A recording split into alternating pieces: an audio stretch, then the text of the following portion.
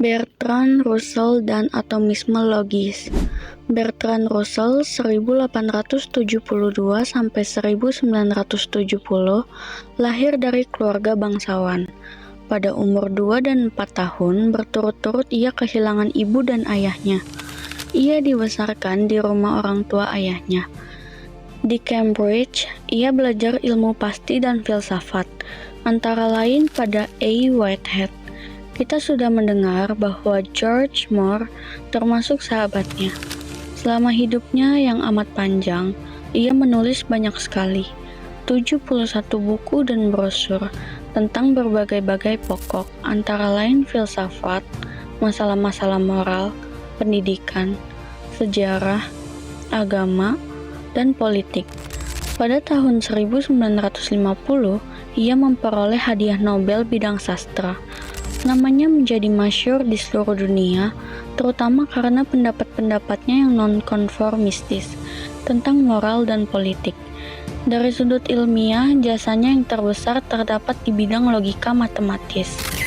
Antara tahun 1911 dan 1915, Russell mengajar di Cambridge. Pada tahun 1916, ia diberhentikan sebagai dosen. Sesudah ia dihukum dalam suatu perkara pengadilan karena ia menolak wajib militer. Kemudian, ia sampai dipenjarakan selama beberapa bulan karena mempropagandakan pasifisme 1918. Tetapi pasifisme ini tidak dianutnya tanpa syarat. Waktu Perang Dunia Kedua, ia berpendapat bahwa kejahatan-kejahatan nasional sosialisme merupakan alasan cukup kuat untuk mengadakan perlawanan bersenjata. Sesudah keluar dari Universitas Cambridge, ia tidak lagi menunaikan jabatan tetap di universitas, tetapi sebagai dosen tamu. Acap kali ia memberi kuliah atau ceramah, khususnya di Amerika Serikat. Gagasan-gagasan di bidang pendidikan dicoba diwujudkan oleh Russell dan istrinya Dora dalam sebuah sekolah yang disusun menurut prinsip-prinsip progresif.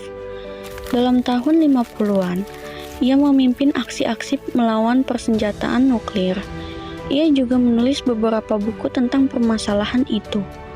Pada akhir hidupnya, ia menerbitkan sebuah buku tentang kejahatan-kejahatan perang yang menurut dia dilakukan oleh tentara Amerika di Vietnam. Dan ia mendirikan pengadilan internasional untuk mengadili kejahatan-kejahatan perang yang menuduh Presiden Johnson. Salah seorang anggota terkemuka adalah filsuf Prancis Jean-Paul Sartre. Ia juga menulis autobiografinya. Autobiografi London 3 jilid 1967, 1968, 1969. Tahun 1970, ia meninggal dunia dalam usia 98 tahun. Pada 1968, Bertrand Russell sendiri sudah menghadiahkan sebagian catatan pribadi dan naskah yang tidak selesai kepada Universitas McMaster, Hamilton, Ontario, Kanada. Sesudah meninggalnya, semua tulisan lain diwariskan kepada universitas yang sama. Mereka membuat katalog lengkap tentang warisan tertulis ini dan menerbitkan sebagian bahannya dalam The Colored Papers of Bertrand Russell 1983 sampai 1995, 14 jilid, dengan ditambah Bibliography 1994, 3 jilid. Pemikiran filosofis.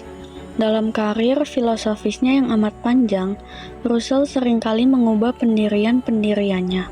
Ia sendiri pernah berusaha untuk menelusuri tahap-tahap perkembangannya dalam buku My Philosophical Development 1959.